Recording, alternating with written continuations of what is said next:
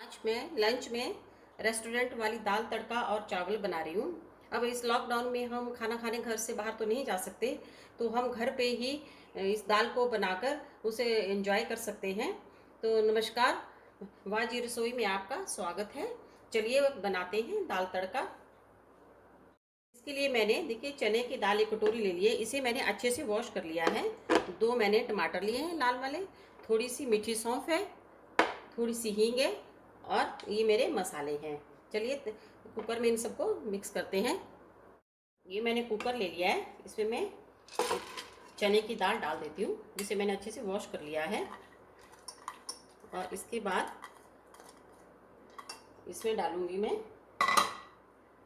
थोड़ी सी हल्दी, थोड़ा सा नमक, थोड़ी सी हींग। हींग मैं ज़्यादा नहीं डालूंगी, थोड़ी सी हींग मुझे तड़के में भी डालनी है, इसलिए हींग थोड़ा कम डाल रही हूँ मैं। और साथ में पानी। पानी इतना ही डालें जितना दाल को उबलने के लिए ज़रूरी हो।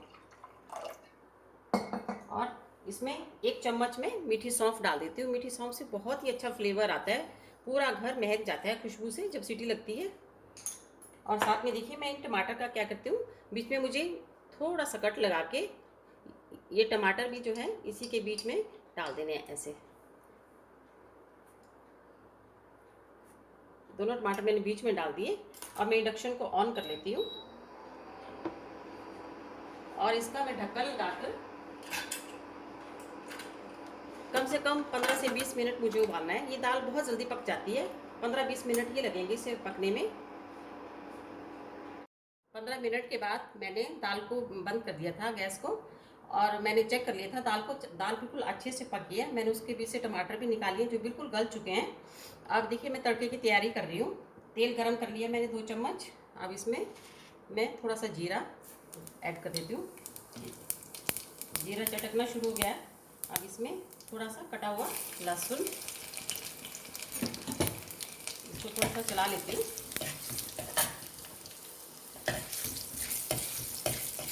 इसके साथ ही थोड़ा सा कटा हुआ अदरक, कटी हुई हरी मिर्च चला लेती हूँ। ये भी थोड़ा सा कलर चेंज कर देंगे, इसमें मैं कटा हुआ प्याज डाल देती हूँ।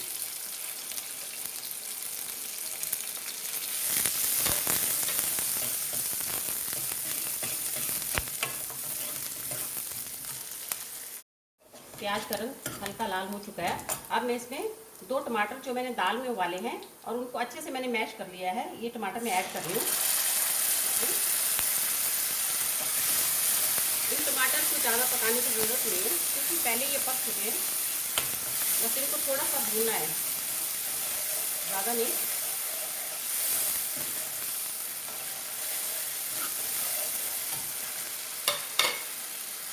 टमाटर अच्छे से भून चुके हैं। अब इसमें मैं थोड़े सूखे मसाले ऐड कर लेती हूँ। थोड़ा सा धनिया पाउडर, थोड़ा सा मेथी पाउडर और हल्की सी हल्दी, ज़्यादा नहीं, सिर्फ जो है मसाले के लिए थोड़ी सी हल्दी डाल रही हूँ। लाल मिर्च मुझे नहीं डालनी है, इसमें हरी मिर्च डाल चुकी हूँ मैं। और इसको थोड़ा सा भूनना, अच्छे से मिक्स हो जाए सारा मसाला। अच्छे से भून चुका है। अब मैं इसमें 1 चम्मच गरम मसाला ऐड कर देती हूँ और इसको मिक्स कर देती हूँ। अब मुझे इसको ज़्यादा नहीं पकाना है। अब मुझे इसमें दाल ऐड करनी है, सारी दाल जो है इसमें ऐड कर देती हूँ। इतनी बढ़िया दाल बनी है, हमारी बिल्कुल रेडी है। अब मैं गैस बंद कर देती हूँ और दूसरे तड़के की तैयारी करती हूँ मैं, और इसे बाउल में निकाल लेती हूँ मैं पहले। कि फाइनल तड़के के लिए मैंने 1 चम्मच तेल गरम कर लिया है। तेल बहुत गर्म हो गया था इसलिए मैंने गैस बंद कर दिया था। इसमें डालूंगी मैं थोड़ा सा कटा हुआ लहसुन, इसको अच्छे से भून लेती हूँ और गैस ऑन कर देती हूँ। तो अच्छे से भूनना है। और इसके साथ ही डालूंगी मैं 4-5 साबुत लाल मिर्च। बहुत ही टेस्टी और बहुत ही अच्छी लगती है लाल मिर्च। थोड़ा सा इसको भी अच्छे से भून लेना है। मिर्च अच्छे से भून जाए तो इसमें मैं बारीक कटे हुए अदरक के जूलियंस डाल रही हूँ और साथ ही थोड़ी सी हींग मैंने पहले डाली थी। और कलर के लिए मैं थोड़ी सी कश्मीरी लाल मिर्च डाल रही हूँ। और हमारा तड़का जो है वो बिल्कुल रेडी है।